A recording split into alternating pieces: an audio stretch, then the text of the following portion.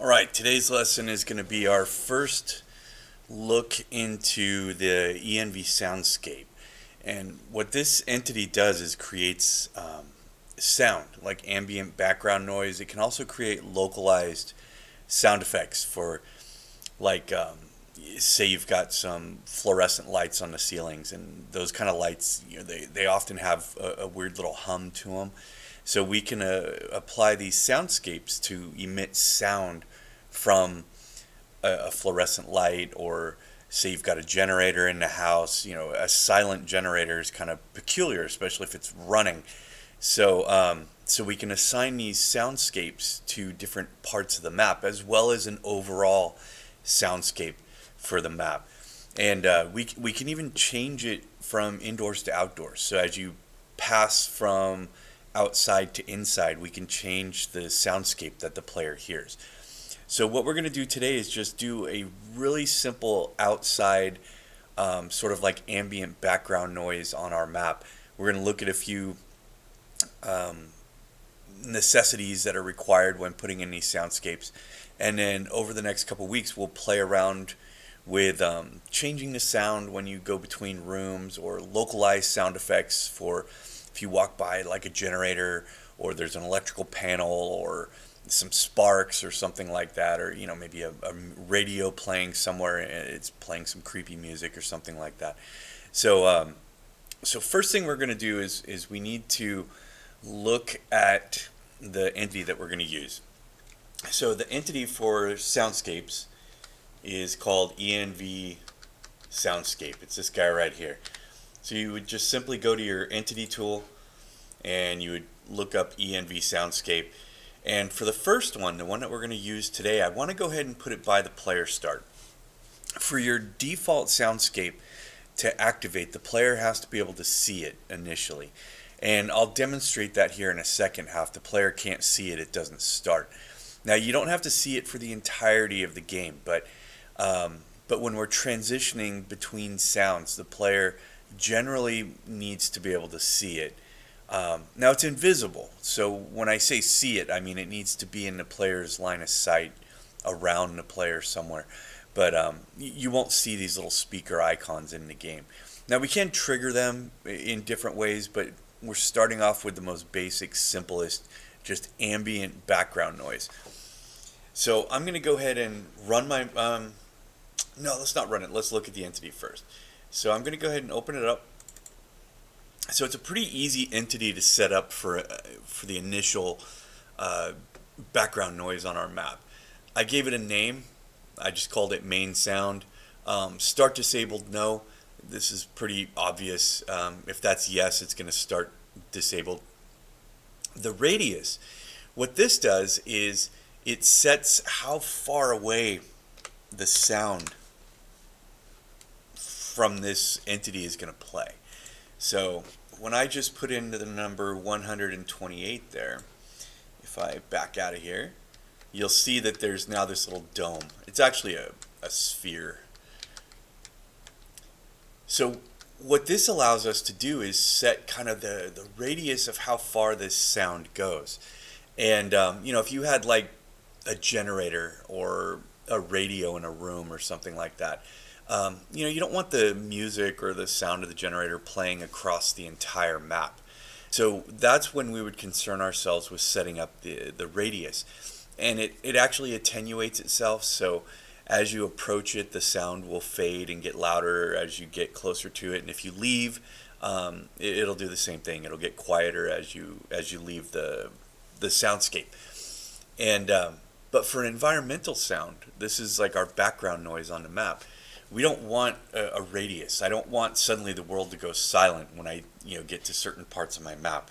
So keep in mind, today what we're creating is the background noise of your world, not individual sound effects. We'll be playing with those later. But so today is just the ambient noise of the wind and birds and that kind of stuff, or whatever sound effects you think belong in your particular world. So for the radius, I'm going to go ahead and put it to -1. So -1 tells the entity that you can hear it anywhere as long as you can see it. Now here's the thing. you only have to see it once for it to start playing, and then you can lose sight of it. And I'll demonstrate that here in a second. Now, the name of the soundscape, if you look in the lesson, there's going to be a link to the Valve developer website that has all the soundscapes in it with descriptions. So you can kind of look through there and pick one you like. I picked one that really doesn't match my environment, but it's pretty loud. So it's really obvious when it's working. So just, keep in mind this isn't one that I would normally have picked for a little neighborhood here. But it's really loud. So it's very obvious that it's working. So I'm going to click apply. Close that up, and I'm going to go ahead and compile my map. Alright, map is done. Let's bring it over.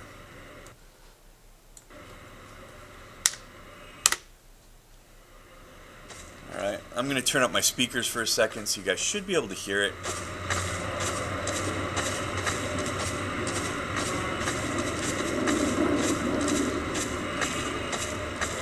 So just that background, the wind, and there's some voices on a PA system.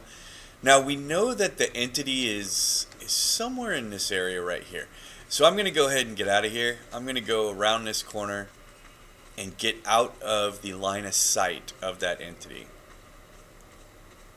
So I'm going to go as far away as I can on this little map. So right now I am not in the line of sight of that entity anymore. But if I turn up my speakers, you'll still hear the background noise.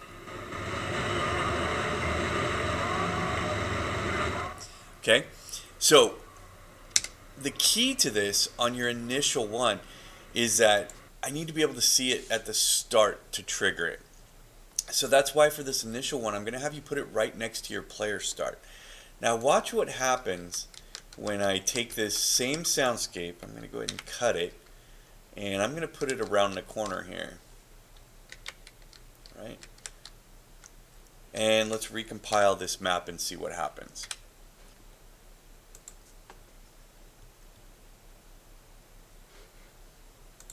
Alright, should be done. Let's reload the map. Alright. So all we can hear are the people walking around. Right?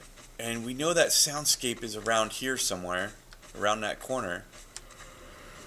So notice, there's the soundscape.